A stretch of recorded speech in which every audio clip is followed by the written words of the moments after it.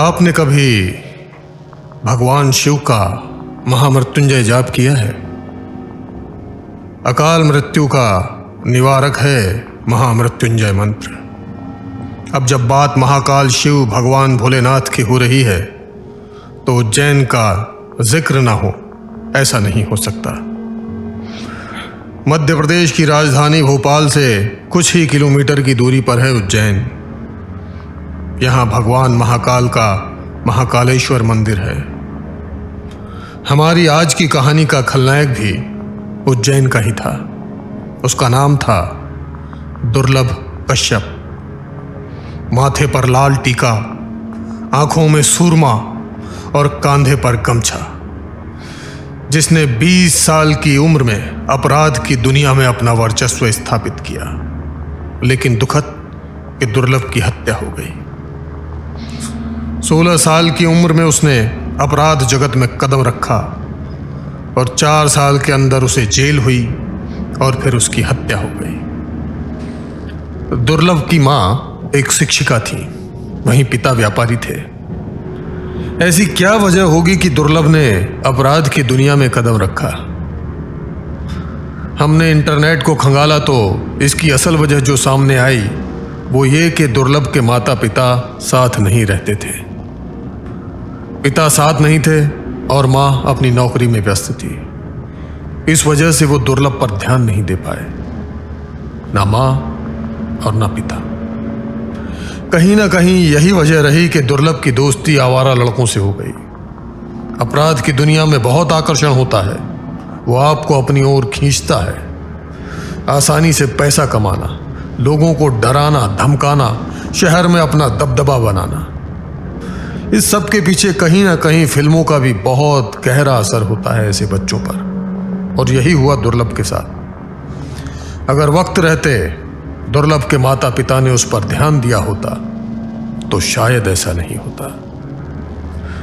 बहुत छोटी सी कहानी है उसकी अपराधी दुनिया की। छोटे मोटे झगड़े, लूट और फिरौती से दुर्लभ के हौसले बढ़ गए थे।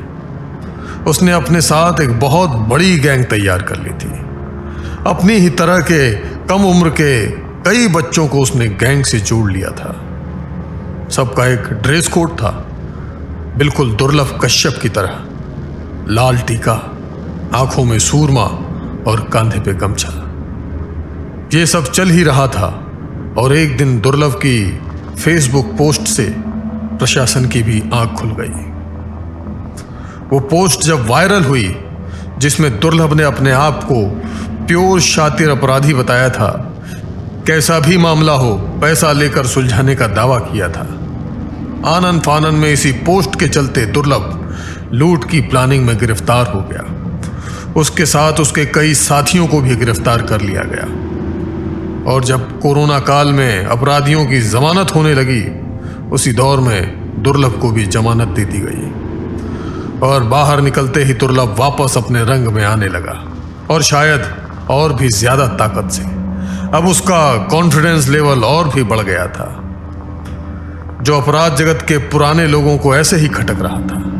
एक शाम दुर्लभ की मां ने दुर्लभ और उसके दोस्तों को दाल बाटी की पार्टी दी। बस उस पार्टी के बाद दुर्लभ एक चाय की दुकान पर रंगदारी लेने पहुंचा, और जब वहां पहुंचा तो दूसरे अपराधियों ने मिलकर दुर्लभ की बेरहमी से हत्या कर दी। दुर्लभ पर 34 बार चाकुओं से वार किए गए थे। उसे बहुत ही निर्मम तरीके से मारा गया था। उसके साथी वहां से भाग गए और अब मरने के बाद युवाओं में और भी ज्यादा प्रसिद्ध हो गया है दुर्लभ कश्यप।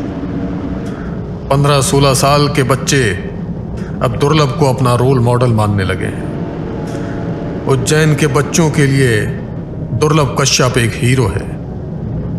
आज यूट्यूब और सोशल मीडिया नेटवर्क्स दुर्लभ कश्यप की जानकारी से भरे हुए हैं। लेकिन सोचिए, अगर दुर्लभ के पहले अपराध पर उसके माँ बाप ने उसे रोक दिया होता, ध्यान दिया होता, तो शायद दुर्लभ जिंदा होता और शायद हम उसे किसी और अच्छी वजह के लिए जान पाते।